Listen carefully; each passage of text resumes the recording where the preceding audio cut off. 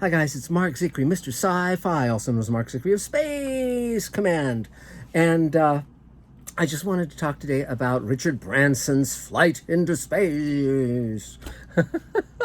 And on the news they're saying, well, what's the point of this? Is this just merely an ego trip for a billionaire? And you even have Neil deGrasse Tyson saying, well, we already did parabolic flights into space, into suborbital space back with Alan Shepard, which interestingly enough, I was in preschool at the time, and they rolled out a black and white television set so we could watch his flight, Alan Shepard's flight. So that was pretty amazing for me to see when I was, I guess, 4 years old or whatever, 5. But but I want to talk about Richard Branson and Virgin Galactic, and by extension Jeff Bezos and his company and Blue Origins, and of course Elon Musk. So here's the whole thing. I think what Richard Branson did is great. And, he had the money to do it and he did it. But think about it. He could have just bought another yacht, or he could have, bought any number of wives or whatever. But he didn't. He spent 17 years building a ship that could take him and others into space. Now, why is that important? Here's the reason. Because right now we have robots doing a very good job of going to other planets. Here's my Mars Observatory hat, my Mars exploration hat from my friends at JPL, NASA. But how are we going to get to Mars? Manned missions. How are we going to get to anywhere else in the solar system where people actually can go there? People can nose around. People are curious. People can do things that robots can't do. And we're an exploring species. If we had just stayed in Africa and not wondered what was over the next hill, what would have happened? But we are very curious, and we always want to know what's over the next hill, what's across that water, what's across space. And so, but here's the main reason. When I was a kid, the space exploration, manned and robotic, was handled by governments. That was it. That was the only game in town. But I grew up reading books like this, The Man Who Sold the Moon by Robert Heinlein. And this is when these great writers were working hand in glove with the space scientists, but they had a different version in the 40s and 50s.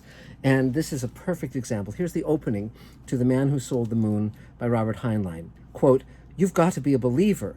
George Strong snorted at his partner's declaration. "Delos, why don't you give up? You've been singing this tune for years. Maybe someday men will get to the moon, though I doubt it.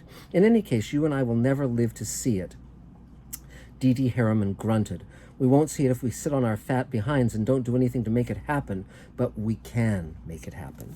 That guy's a super rich guy, and he does make it happen.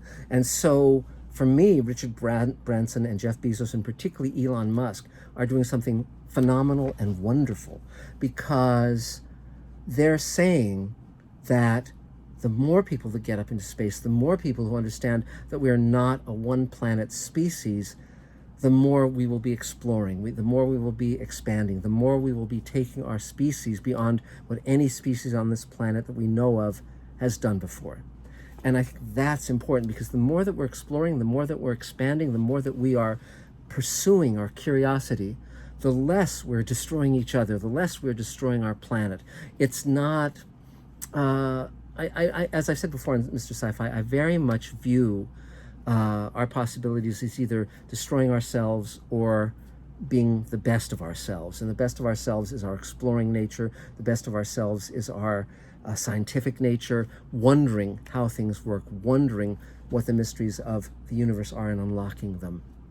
Very different from exploiting other people's, destroying natural resources, greed, all of those, greed, anger, violence, those are all the negative aspects of humanity. But clearly, curiosity, excitement for the unknown, and learning what the unknown is, these are all to the good. So with Richard Branson going up into space, his idea is space tourism. His idea is eventually that people will be able to go into space.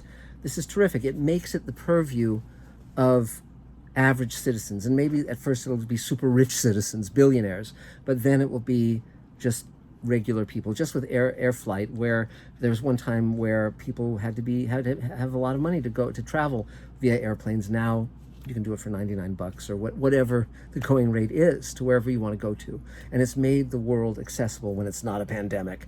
And that was terrific, and I think space deserves that too. I feel that we've had sort of a 50-year hibernation, and I think it's a real shame that instead of funding manned mission to Mars, we funded the space shuttle instead. I love the space shuttle. I think it was a very important project, but and also another thing to not minimize what Branson accomplished. Right now, space travel is extremely dangerous, and you always risk death going up into space. And so Richard Branson was willing to put his life on the line, and he knew that if things went south, he could die. That's obvious to any of these guys. Bezos, Elon Musk, any of them know the risks. And so I think these guys are cutting edge. I think these guys are doing something important, particularly Elon Musk with his Starship and his dreams of a colonized Mars. So anyway, I just want to put in that as a fan of Have Spacesuit Will Travel and all these wonderful visions that I grew up with. And, and again, I'm really glad to see Branson didn't buy the moon or sell it, but he certainly got us a little bit closer to it. So that's about it for now, and we will talk very soon. Bye, guys.